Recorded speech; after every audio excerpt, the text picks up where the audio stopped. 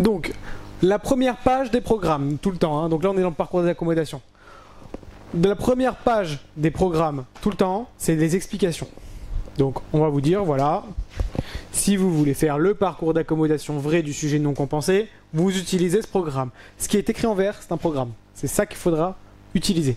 D'accord? Et là on vous dit, bah, HR, la distance, vous la mettez en mètres. Amax, bah, vous laissez l'accommodation maximale. On vous explique tout ce qui est parcours d'accommodation vrai du sujet compensé. Parcours d'accommodation apparent du compensé. Presbytie. Parcours d'accommodation avec l'accommodation apparente pour le sujet compensé. Calcul de delta P. D'accord? Ça va? Donc je vais prendre ce programme par exemple. Parcours d'accommodation. Non, je vais prendre le vrai, c'est mieux. Parcours d'accommodation vrai du sujet compensé. Alors on vous donne LH, LRL, DL et AMAX. Tout le monde sait ce que c'est?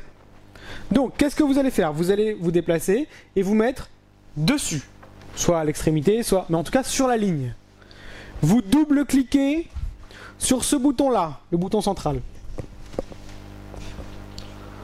Ça sélectionne tout, normalement. Ouais? Ça sélectionne tout. Une fois que le programme est sélectionné, vous faites CTRL C. Quoi comme... CTRL C pour dire copier. Donc CTRL C. Vous faites CTRL et la flèche de droite qui est ici.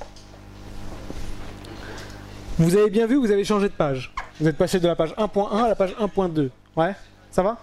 Et après vous faites CTRL V. Très bien. Vous savez faire un copier-coller sur internet. On est tous très contents. Et ça vous copie-colle la formule en vert. Ouais. Et dans cette page-là, vous allez... Ouais, non, qui était en vert. Maintenant, elle est... Alors, faites attention, elle doit être en gras, hein, ici, hein, toujours en gras. Donc, il faudra maintenant remplacer toutes les valeurs par ce qu'il faut. Alors, faites attention aux unités. Alors, comme je vous connais, j'ai mis tout en mètres. D'accord? Vous mettez tout en mètres. Donc, LH, on va mettre, par exemple, 0,015. 0,015. Vous voyez ce que je veux dire? LRL, infini. Ah mince, je sais pas faire infini. Donc on y va. Infini, c'est comment? Je vais dans le petit pi qui est en bas à gauche ici. Là. Il y a un petit pi ici. Vous cliquez dessus et il y a beaucoup de choses qui vous sont proposées. Bah, vous cliquez sur infini. DL. Alors on y va, DL. On va prendre par exemple moins 5. Ça vous dérange pas. Donc on écrit moins 5. Et Amax, on va prendre un Amax par exemple de 8. Voilà. Amax de 8. Mince. 8. Attention, il ne faudra surtout pas toucher aux virgules qui sont entre chaque... LRL, ah non, LRL, j'enlève, excusez-moi. Hop. On enlève, on laisse toujours les virgules qui sont entre chaque chose. Hein. Ce sont des virgules obligatoires. Une fois que vous avez fait ça, vous appuyez sur Entrée. Alors, donc, ça c'est le parcours d'accommodation du sujet compensé. Écoutez bien, le problème, qu'est-ce qui va se passer? C'est que vous allez donc vouloir voir ce qui se passe à l'intérieur du programme. Comment on fait? C'est très important, sinon vous allez être bloqué. Comment on fait pour voir ce qui se passe à l'intérieur du programme? On monte une première fois, ça sélectionne terminé. On monte une deuxième fois, ça sélectionne tout, mais je peux pas encore me balader dedans. Vous allez aller soit à gauche pour voir le début, soit à droite pour voir la fin. Donc, si je veux voir le début, je vais à gauche. Et après, je peux me balader à l'intérieur. D'accord? Et je peux tout voir. À droite, c'est pour voir jusqu'à la fin. Ah, mais ça fait pas le schéma. Oui, mais ça vous fait tous les calculs. Il y a les chaînes d'images aussi. Oui, il y a les chaînes d'images aussi. Et donc, à la fin, si vous voulez faire le schéma, vous avez toutes les valeurs qui sont récapitulées. Pour vous simplifier un peu la vie. C'est normal, c'est sur un fond gris. Oui, c'est normal, oui. Bon, vous inquiétez pas. C'est comment on fait pour augmenter la luminosité? Vous appuyez sur CTRL plus. Donc, une fois que le programme est utilisé, vous avez recopié, c'est très bien. Il faut le fermer. Donc, comment on fait pour le fermer? Ou bien, vous appuyez sur On et vous êtes toujours et vous arrivez sur la page d'accueil. Ou bien, de manière plus propre, vous faites apparaître la souris en tapotant un peu ici, là, enfin pas en tapotant, mais en caressant un peu ici. Là. Et il y a une souris qui apparaît. Et vous allez en haut à droite dans ça, la croix. Vous cliquez sur la croix. Attention, il va vous proposer quelque chose. Est-ce que vous voulez enregistrer? Surtout pas. À chaque fois, vous direz non. À partir du moment où vous dites oui, vous revenez me voir, il faut refaire tous les programmes. Ok? Donc le jour de l'examen, n'appuyez surtout pas sur oui. D'accord? Ça va pour tout le monde? Commencer par non. Non, non, on peut pas mettre non avant le oui et on peut pas faire en sorte que non. Donc vous irez toujours sur non. Si vous dites oui, vous n'utilisez plus les programmes. Ça va pour tout le monde? Ouais, tous sont morts. Si vous faites on, à partir du moment où vous faites on, qu'est-ce qui va se passer? Regardez bien, on va voir. On va voir. Non, non, non. En fait, le problème quand vous faites on, qu'est-ce qui se passe? Je vais appuyer sur ça par exemple. Hop, je vais sur on. Le problème, c'est que vous avez une petite étoile qui apparaît à côté du programme que vous avez déjà utilisé. C'est-à-dire qu'il est toujours ouvert. Et ça ralentit la calculatrice. Alors après, le problème, c'est que vous allez vouloir en prendre un autre. Mais à ce moment-là, qu'est-ce qui va se passer? Est-ce que vous voulez enregistrer ce que vous avez fait tout à l'heure? Toujours non. D'accord? Il va quand même vous le proposer à un moment ou un autre. Donc vous direz toujours non. Ok?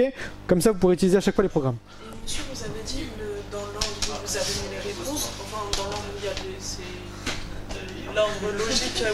Donc maintenant, on va aller dans les programmes de mathématiques. C'est celui-là qui nous intéresse. On va aller dans le dernier. Test avant-dernier, parce que les suites c'est un dernier. Vous allez dans les tests d'hypothèse, s'il vous plaît. Comment on referme le dossier? Vous êtes dans un autre. Ah, vous cliquez dessus, ça le referme automatiquement. Ouais. Quand vous dites un dossier, quand ça s'est défilé comme ça, bah vous cliquez dessus, hop. Donc vous allez dans les tests d'hypothèse. Dans les tests d'hypothèse, c'est un peu la même chose. Vous avez donc différents programmes avec du vert. Et à chaque fois, les choses qui vous sont proposées. Il va falloir savoir quel programme utiliser. Exactement. C'est la plus grande difficulté. Mais les autres ont cette difficulté-là, plus savoir rédiger. Donc bon. Alors, écoutez bien un petit peu ce qui va se passer. Je vais vous raconter une petite histoire. Au niveau du cours, qu'est-ce qui va se passer? On va vous dire, voilà. Je suis un fournisseur de bouteilles d'eau. Alors, ce que je vous raconte, c'est pas vrai.